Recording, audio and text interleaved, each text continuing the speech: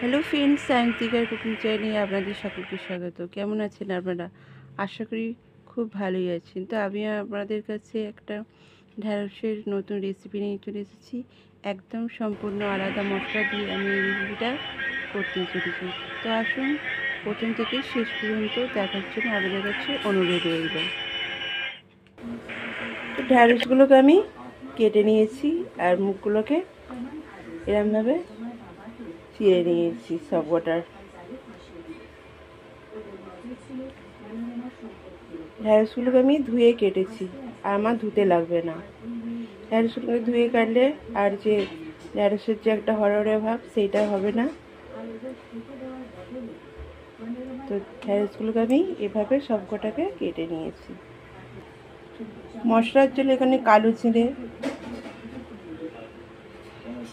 সাদা সর্ষে আর লাল সর্ষে আর একটা কাঁচা লঙ্কা নিয়ে নিয়েছি। এইগুলোকে আমি একসাথে বেটে নেব। তো প্রথমে কড়াইয়ের মধ্যে আমি একটু তেল দিয়ে দেবো।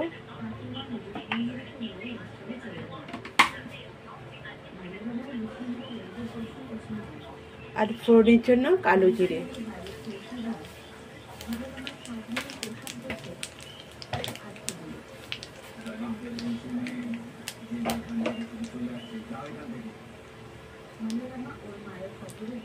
আর কেটে রাখা ঢ্যাঁড়সগুলোকে আমি ওর মধ্যে দিয়ে দেবো।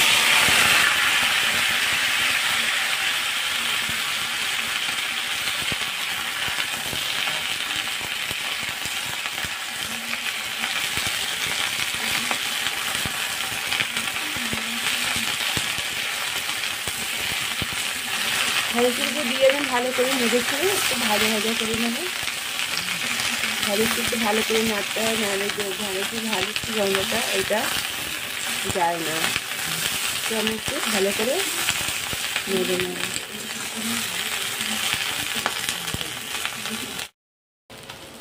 তো ঢ্যাঁড়সটা আমার ভাজা ভাজা হয়ে গেছে।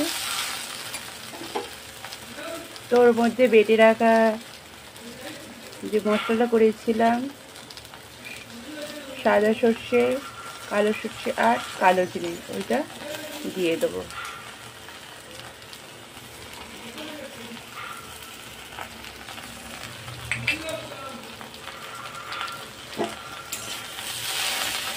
দিয়ে অল্প একটু নেড়ে নেবো।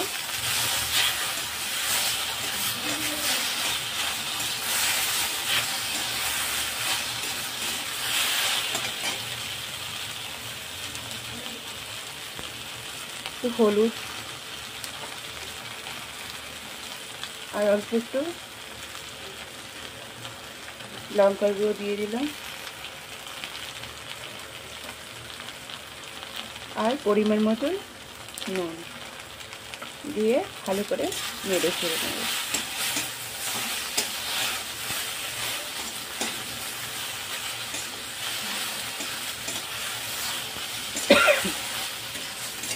এবার ওর মধ্যে আমি জলটা দিয়ে দেবো।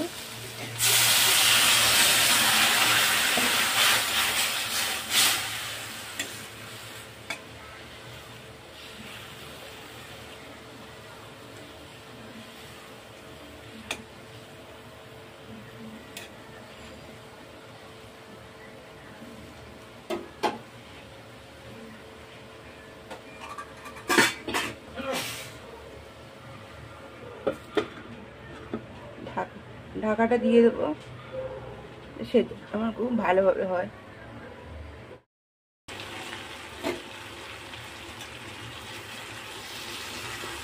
তো রান্নাটা আমার হয়ে গেছে।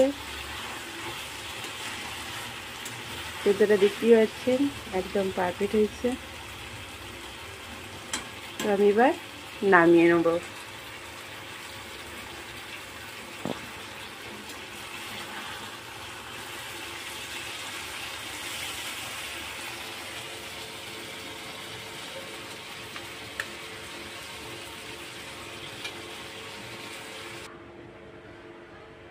তো আমি নামিয়ে নিয়েছি। দেখতে পাচ্ছেন একটাও ঢ্যাঁড়স আমার ভাঙেনি, একদম পুরো গোটা গোটা হয়ে রয়েছে। আর কালো জিরে আর সর্ষে দিয়ে যে হয়, কালো জিরের যে একটা খুব সুন্দর টেস্ট, এইভাবে রান্না করবেন। ঢ্যাঁড়সের রান্নার স্বাদটা একদম বদলে যাবে। তো রান্নাটা কেমন লাগলো আপনারা একটু লাইক, কমেন্ট এবং শেয়ার করে দেবেন।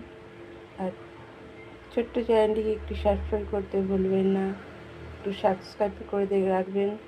তো আমি নতুন করে রান্না করলে আপনাদের কাছে সবার আগে পৌঁছে যাবে।